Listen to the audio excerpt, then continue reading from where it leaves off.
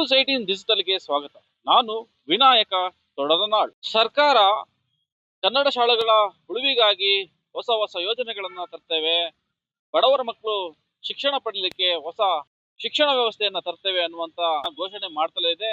ಬಡವರ ಮಕ್ಕಳಿಗೆ ಭರವಸೆಗಳನ್ನ ಕೊಡ್ತಾನೆ ಇದೆ. ಆದ್ರೆ ಚಿತ್ರದುರ್ಗ ಜಿಲ್ಲೆಯ ಮಟ್ಟಿಗೆ ಸರ್ಕಾರಿ ಶಾಲೆಗಳು ಯಾವ ರೀತಿ ಇದೆ ಅಂತ ಹೇಳಿದ್ರೆ, ನಿತ್ಯವೂ ಕೂಡ ಅಲ್ಲಿ ವಿದ್ಯಾಭ್ಯಾಸಕ್ಕೆ ತೆರಳುವಂತ ಮಕ್ಕಳು ನಿಜಕ್ಕೂ ಕೂಡ ಜೀವ ಭಯದಿಂದಲೇ ಶಿಕ್ಷಣವನ್ನು ಕಲಿಯುವಂತ ಸ್ಥಿತಿ ನಿರ್ಮಾಣ ಆಗಿದೆ. ಯಾಕೆ ಅಂತ ಹೇಳಿದ್ರೆ, ಏನು ಇದಕ್ಕೆ ಸಂಬಂಧಪಟ್ಟಂತೆ ನಾವು ನೋಡೋದಾದ್ರೆ, ಚಿತ್ರದುರ್ಗ ತಾಲೂಕಿನ ಹೊಳಲ್ಕೆರೆ ವಿಧಾನಸಭಾ ಕ್ಷೇತ್ರದ ಬೇಡರ ಶಿವನಕೆರೆ ಸರ್ಕಾರಿ ಹಿರಿಯ ಪ್ರಾಥಮಿಕ ಶಾಲೆಯನ್ನ ನೋಡಿದ್ರೆ ನಿಜಕ್ಕೂ ಕೂಡ ಸರ್ಕಾರಿ ಶಿಕ್ಷಣ ಇಲಾಖೆ ಅಧಿಕಾರಿಗಳು, ಸರ್ಕಾರ ನಿಜಕ್ಕೂ ಕೂಡ ತಲೆ ತಗ್ಗಿಸಬೇಕಾದಂತ ಅನಿವಾರ್ಯತೆ ಇದೆ. ಯಾಕೆಂತ ಹೇಳಿದ್ರೆ, ಏನು ಆ ಶಾಲಾ ಶಿಕ್ಷಣ ವ್ಯವಸ್ಥೆ ಏನಿದೆ, ಆ ಶಿಕ್ಷಣ ವ್ಯವಸ್ಥೆಗೆ ಸಂಬಂಧಪಟ್ಟಂತೆ ಮೂಲಭೂತ ಸೌಕರ್ಯಗಳನ್ನ ಒದಗಿಸಬೇಕಾಗಿದ್ದು ಶಿಕ್ಷಣ ಇಲಾಖೆಯ ಕರ್ತವ್ಯ.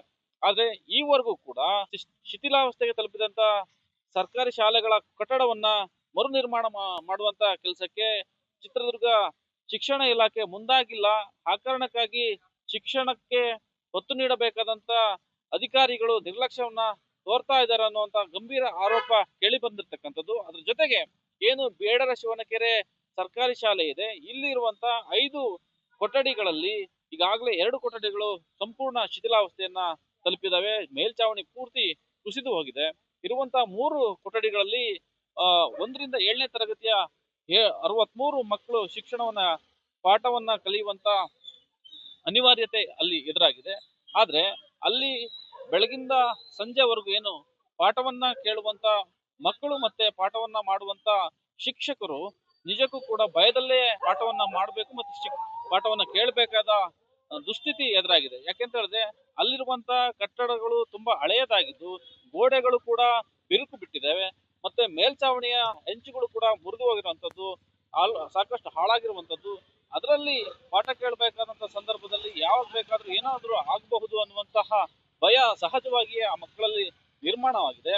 ಆ ಕಾರಣಕ್ಕಾಗಿ ಈಗಾಗಲೇ ಅಲ್ಲಿಯ ಗ್ರಾಮಸ್ಥರು, ಮಕ್ಕಳ ಪೋಷಕರು ಆ ಶಾಲೆಗೆ ಬೇಕಾದಂತ ಸುಸಜ್ಜಿತ ಕಟ್ಟಡ ವ್ಯವಸ್ಥೆಯನ್ನ ಮಾಡಿಕೊಡ್ಬೇಕು ಅನ್ನುವಂತಹ ಆಗ್ರಹವನ್ನ ಮಾಡಿದ್ರು. ಅದರ ಆಧಾರದ ಮೇಲೆ ಏನು ಹೊಳಲ್ಕೆರೆ ಶಾಸಕರಾಗಿರ್ತಕ್ಕಂಥ ಎಂ ಚಂದ್ರಪ್ಪನವರು ಈಗಾಗಲೇ 2 ಶಾಲಾ ಕೊಠಡಿಗಳನ್ನ ಕಟ್ಟಿಸಿಕೊಟ್ಟಿದ್ದಾರೆ. ಆದ್ರೂ ಕೂಡ ಅಲ್ಲಿಯ ಶಿಕ್ಷಣ ವ್ಯವಸ್ಥೆಗೆ ಬೇಕಾದಂತ ಮೂಲಭೂತ ಸೌಕರ್ಯಗಳು ಇನ್ನೂ ಕೂಡ ಸಮರ್ಪಕವಾಗಿ ಇಲ್ಲ ಅನ್ನುವಂಥದ್ದು ಅಲ್ಲಿಯ ಪೋಷಕರ ಅಳಲು ಮತ್ತೆ ಆಗ್ರಹವಾಗಿದೆ. ಸರ್, ನಮಗೆ ಸ್ಕೂಲಲ್ಲಿ ಇರೋಕ್ಕೆ ಸ್ವಲ್ಪ ಭಯ ಆಗ್ತಿದೆ. ಯಾವ ಟೈಮಲ್ಲಿ ಏನಾಗುತ್ತೆ ಅಂತ ಗೊತ್ತಾಗಲ್ಲ. ಗೋಡೆ ಎಲ್ಲ ಬಿಟ್ಟಿದ್ದಾವೆ. ಏನಾರ ಮಳೆ ಗಿಳೆ ಅಂತ ಬಂದಾಗ 2 ರೂಮ್ ಸರ್ ಇರೋದು. 2 ರೂಮಲ್ಲಿ ನಮಗೆ ಪಾಠ ಕೇಳೋಕ್ಕಾಗಲ್ಲ. ಅಲ್ಲಿ ಶಾಲೆಗೆ ಹೋಗೋಣ ಅಂದರೆ ಶೌಚಾಲಯ ಇಲ್ಲ. ಪಾಠ ಕೇಳೋಣ ಅಂದರೆ ಸ್ಕೂಲ್ ಮುಂದೆಲ್ಲ ಮನೆಗಳಿದ್ದಾವೆ. ನಮಗೆ ಡಿಸ್ಟರ್ಬ್ ಆಗ್ತಿದೆ ಸರ್. ಇಲ್ಲಿನ ಪರಿಸ್ಥಿತಿ ಸರ್, 2 ರೂಮ್ ಸರ್ ಇರೋದು. 2 ರೂಮ್ ಇದ್ದಾವೆ, ಗೋಡೆ ಎಲ್ಲ ಬಿಟ್ಟಿದ್ದಾವೆ. ಶಾಲೆ ಎಲ್ಲ ಅಂಚೆಲ್ಲ ಒಡೆದೋಗಿದ್ದಾವೆ ಸರ್. ಯಾವ ಟೈಮಲ್ಲಿ ಏನಾಗುತ್ತೆ ಅಂತ ಗೊತ್ತಿಲ್ಲ ಸರ್. ಸರ್ ಮೇಲೆಲ್ಲರೂ ಬಿದ್ದಿದ್ರು ಸರ್. ಗಾಯ ಆಗಿತ್ತು ಸ್ವಲ್ಪ ಕೈಗೆ. ಭಯ ಆಗುತ್ತೆ ಸ್ವಲ್ಪ.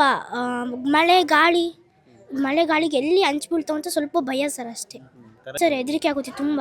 ನಮ್ಮ ವಿದ್ಯಾರ್ಥಿಗಳ ಸಂಖ್ಯೆ 63 ಒಟ್ಟು ಮಕ್ಕಳಿದ್ದಾರೆ. ಹೀಗಾಗಿ 60 ಮಕ್ಕಳಿಗೆ ಅನುಗುಣವಾಗಿ ಇರ್ತಕ್ಕಂಥವು 4 ಕೊಠಡಿಗಳು ಇದ್ವು. ಆ 4 ಕೊಠಡಿಗಳಲ್ಲಿ ಅತ್ಯಂತ ಶಿಥಿಲವಾಗಿರ್ತಕ್ಕಂಥದ್ದು ಒಂದು ಕೊಠಡಿ ಇದೆ. ಸಂಪೂರ್ಣ ಮೇಲ್ಚಾವಣಿ ಬಿದ್ದೋಗ್ಬಿಟ್ಟಿದೆ. ಕಾರಣ ಇಷ್ಟೇ, ಗೆದ್ಲು ಹಿಡಿದುಬಿಟ್ಟು. ಹೀಗಾಗಿ ಹಿಂದಿನ ಕಟ್ಟಡ ಅಲ್ವಾ, ಹಾಗಾಗಿ ಅದು ನಾಶವಾಗಿದೆ. ಇನ್ನು ಉಳಿದಿರ್ತಕ್ಕಂಥ ಕಟ್ಟಡದಲ್ಲಿ ಒಂದು ಸ್ವಲ್ಪ ಕಿಟಕಿ, ಬಾಗಿಲು ಈ ಥರ ಡ್ಯಾಮೇಜಸ್ ಆಗಿದೆ. ಗೋಡೆಗಳೆಲ್ಲ ಒಂದು ಸ್ವಲ್ಪ ಸಮಸ್ಯೆ ಆಗಿದೆ. ಮೇಲ್ಚಾವಣಿಗಳು ಸಹ ಶಿಥಿಲ ಸ್ಥಿತಿಯಲ್ಲಿ ಇದ್ದಾವೆ. ಹಾಗಾಗಿ ಈ ಒಂದು ಸಮಸ್ಯೆಯನ್ನು ಅಧಿಕಾರಿಗಳ ಗಮನಕ್ಕೂ ಸಹ ತಂದುಬಿಟ್ಟಾಗ ಅವರು ಒಂದು 2 ಕೊಠಡಿಗಳನ್ನು ಸ್ಯಾಂಕ್ಷನ್ ಮಾಡಿ ಹೊಸ ಕಟ್ಟಡಗಳನ್ನು ರಚನೆ ಮಾಡಿದ್ದಾರೆ. ಹಾಗಾಗಿ ಅಲ್ಲಿ ಹೋಗಲಿಕ್ಕೆ ಏನು ಸಮಸ್ಯೆ ಆಗ್ತಾಯಿದೆ ಅಂದರೆ, ಶೌಚಾಲಯದ ಕೊರತೆ ಅದು ಮುಖ್ಯವಾಗಿ ನಮಗೆ ಎದ್ದು ಕಾಣ್ತಾ ಇದೆ. ಹಾಗಾಗಿ ಆ ಒಂದು ಶೌಚಾಲಯವನ್ನು ಕಟ್ಸ್ಕೊಡಿ ಅಂತ ಕೇಳಿದರೆ, ಆ ಹೊಸ ಶಾಲೆಯ ಅಕ್ಕಪಕ್ಕ ಏನಾಗಿದೆ ಅಂದರೆ ಈ ಗುಡಿಸಲುಗಳು ಆಕ್ರಮಣವಾಗಿದೆ. ಹಾಗಾಗಿ ಅವುಗಳನ್ನು ತೆರವುಗೊಳಿಸಿ ನಮ್ಮ ಒಂದು ಶೈಕ್ಷಣಿಕ ಕಾರ್ಯಕ್ರಮಗಳಿಗೆ ಅನುವು ಮಾಡಿಕೊಡ್ಬೇಕಂತ ಈ ಸಂದರ್ಭದಲ್ಲಿ ಕೇಳ್ಕೊಳ್ತಾ ಇದ್ದೀನಿ. 2 ಎಕರೆ ಸರಿಸುಮಾರಿದೆ. ಅದಕ್ಕೆ ಸಂಬಂಧಪಟ್ಟಂತಹ ಖಾತೆಗಳು, ಈ ಖಾತೆಯ ವರದಿಗಳೆಲ್ಲ ನನ್ನ ಕಡೆ ಇದೆ ಸರ್. ಆದರೆ ಅದೇ ಶೌಚಾಲಯ ಮುಖ್ಯವಾಗಿರ್ತಕ್ಕಂಥ ಸಮಸ್ಯೆ ಆಗಿದೆ. ಆಮೇಲೆ ಅಕ್ಕಪಕ್ಕ ಮನೆಗಳು ಇರೋದ್ರಿಂದ ಸಮಸ್ಯೆ ಆಗ್ತಾ ಇದೆ ಸರ್. ಒಂದೊಂದು ಬಿಲ್ಡಿಂಗನ್ನು ಯಾವ ಥರ ಇದನ್ನು ನೋಡ್ಬೋದು. ಮಳೆ ಆಗಲಿ ಈ ಗಾಳಿ ಆಗಲಿ ಬಿಸಿಲು ಬಂದರೆ ಎಷ್ಟು ವ್ಯವಸ್ಥೆ ಇದ್ರೂ ಮಕ್ಕಳು ಪಾಠ ಕಲಿಯೋಕ್ಕಾಗಲ್ಲ. ಮಳೆ ಬಂದರೆ ಇದೆಲ್ಲ ತುಂಬುತ್ತೆ. ಹುಡುಗರು ಪಾಠ ಭಯದಿಂದ ಕೇಳ್ತಾ ಇದ್ದಾರೆ. ಲೆಕ್ಚರ್ಸು ಸತ ಅವರು ಭಯದಿಂದನೇ ಪಾಠ ಮಾಡಬೇಕು, ಅಷ್ಟು ಇದಾಗ್ಬಿಟ್ಟಿದೆ. ಗೋಡೆ ಎಲ್ಲ ಬಿರುಕ್ಬಿಟ್ಟಿದೆ. ಕರೆಂಟ್ ವ್ಯವಸ್ಥೆ ಅಂತೂ ನೋಡೋಕ್ಕೆ ಆಗಲ್ಲ. ಇಲ್ಲಿನ ಬಾತ್ರೂಮ್ಗಳು ಏನೇನಿಲ್ಲ, ಹೊಲಕ್ಕೆ ಹೋಗ್ತಾರೆ ಹುಡುಗರು, ಹೆಣ್ಮಕ್ಳಾಗಲಿ ಗಂಡು ಮಕ್ಕಳಾಗಲಿ ಹೊಲಕ್ಕೆ ಹೋಗ್ತಾರೆ ಬಾತ್ರೂಮಿಗೆ. ಮತ್ತು ಇಲ್ಲಿನ ಪ್ರಾಬ್ಲಮ್ನ ಸರಿಪಡಿಸ್ಬೇಕಂತ ನಾವು MLA ಹತ್ರ ರಿಕ್ವೆಸ್ಟ್ ಮಾಡ್ಕೊಂಡಾಗ ನಮಗೆ 2 ಎಕರೆ ಜಾಗ ಇರೋದ್ರಿಂದ ಅಲ್ಲಿ ಬಿಲ್ಡಿಂಗ್ ಕಟ್ಸ್ಕೊಟ್ಟಿದ್ದಾರೆ. ಅಲ್ಲಿಗೆ ಹೋಗೋಕ್ಕೆ ಭಾಳ ಸಮಸ್ಯೆ ಆಗಿದೆ. ಎಲ್ಲ ಅಕ್ವೈರ್ ಮಾಡ್ಕೊಂಡಿದ್ದಾರೆ. 2 ಎಕರೆ ಜಾಗದಲ್ಲಿ ಮನೆಗಳು ಕಟ್ಕೊಂಡಿದ್ದಾರೆ. ಸ್ಕೂಲ್ ಮುಂದೆನೇ ಪ್ರೇಯರ್ ಮಾಡೋಕ್ಕೂ ಜಾಗ ಇಲ್ಲದಷ್ಟು ಇದರಲ್ಲಿ ಮನೆ ಕಟ್ಕೊಂಡಿದ್ದಾರೆ. ಮುಂದೆ ಪಾಠ ಮಾಡ್ತಿದ್ರೆ ಈ ಕಡೆ ಜಗಳ ಆಡ್ತಿರ್ತಾರೆ ಮನೆಗಳಲ್ಲಿ. ಅದು ಹೆಂಗೆ ಪಾಠ ಕಲಿಬೇಕು ಏನು ಗೊತ್ತಿಲ್ಲ. ತುಂಬ ಅಕ್ವೈರ್ ಮಾಡ್ಕೊಂಡಿದ್ದಾರೆ, ಜಾಗನೇ ಇಲ್ದಂಗೆ ಮಾಡಿದ್ದಾರೆ.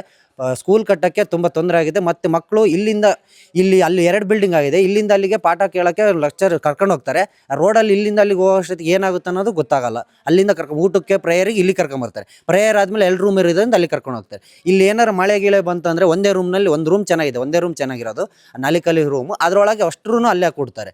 ಯಾಕೆ ಅಂತ ಹೇಳಿದ್ರೆ, ಏನು ಹೊಸ ಕಟ್ಟಡಗಳನ್ನ ನಿರ್ಮಾಣ ಮಾಡಿದ್ದಾರೆ, ಅಲ್ಲಿರುವಂತಹ 2 ಎಕರೆ ಜಾಗವನ್ನ ಅಲ್ಲಿಯ ಸ್ಥಳೀಯರೇ ಒತ್ತುವರಿ ಮಾಡಿ ಅಕ್ರಮವಾಗಿ ಮನೆಗಳನ್ನ, ಗುಡಿಸಲುಗಳನ್ನ ಕಟ್ಟಿಕೊಂಡಿದ್ದಾರೆ. ಅವುಗಳನ್ನ ತೆರವು ಮಾಡುವಲ್ಲಿ ಅಲ್ಲಿಯ ಸ್ಥಳೀಯ ಅಧಿಕಾರಿಗಳು ಆಡಳಿತ ವ್ಯವಸ್ಥೆ ನಿರ್ಲಕ್ಷ್ಯವನ್ನು ತೋರ್ತಾ ಇದೆ. ಹಾಗಾಗಿ ಮಕ್ಕಳಿಗೆ ಶಿಕ್ಷಣ ಸಂಪೂರ್ಣವಾಗಿ ಆಗುವಂತ ಸ್ಥಿತಿ ನಿರ್ಮಾಣ ಆಗಿದೆ. ಇದನ್ನ ಕೂಡಲೇ ಶಿಕ್ಷಣ ಇಲಾಖೆ ಆಗಿರ್ಬೋದು, ಜಿಲ್ಲಾಡಳಿತ ಆಗಿರ್ಬೋದು, ಸ್ಥಳೀಯ ಶಾಸಕರಾಗಿರ್ತಕ್ಕಂಥ ಚಂದ್ರಪ್ಪನ ಅವರು ಆಗಿರ್ಬೋದು ಕ್ರಮವನ್ನ ಕೈಗೊಳ್ಬೇಕು. ಇಲ್ಲಿಯ ಒತ್ತುವರಿ ಆಗಿರ್ತಕ್ಕಂಥ ಜಾಗವನ್ನ ತೆರವು ಮಾಡಿಕೊಡ್ಬೇಕು. ಸಮರ್ಪಕ ಶಿಕ್ಷಣವನ್ನ ಕಲಿಲಿಕ್ಕೆ ಸುವ್ಯವಸ್ಥೆಯನ್ನು ಕಲ್ಪಿಸಿಕೊಡ್ಬೇಕು ಅನ್ನುವಂಥದ್ದು ಅಲ್ಲಿಯ ಸ್ಥಳೀಯರ ಆಗ್ರಹವಾಗಿದೆ. ನಿರ್ಭೀತ, ನಿಷ್ಪಕ್ಷಪಾತ, ವಿಶ್ವಾಸಾರ್ಹ ಸುದ್ದಿಗಳಿಗೆ ಮತ್ತೊಂದು ಹೆಸರಾಗಿರೋ ನ್ಯೂಸ್ 18 ಕನ್ನಡ ಈಗ ಆಪ್ನಲ್ಲೂ ಲಭ್ಯ ಇದೆ. ದಯವಿಟ್ಟು ಇಲ್ಲಿರೋ QR ಕೋಡ್ ಅನ್ನ ಸ್ಕ್ಯಾನ್ ಮಾಡಿಕೊಂಡು ಆಪ್ ಡೌನ್ಲೋಡ್ ಮಾಡೋದಕ್ಕೆ ಮರಿಬೇಡಿ. ನಿಮ್ಮ ಬೆಂಬಲ ಹೀಗೆ ಸದಾ ನಮ್ಮೊಂದಿಗಿರಲಿ. ಧನ್ಯವಾದ.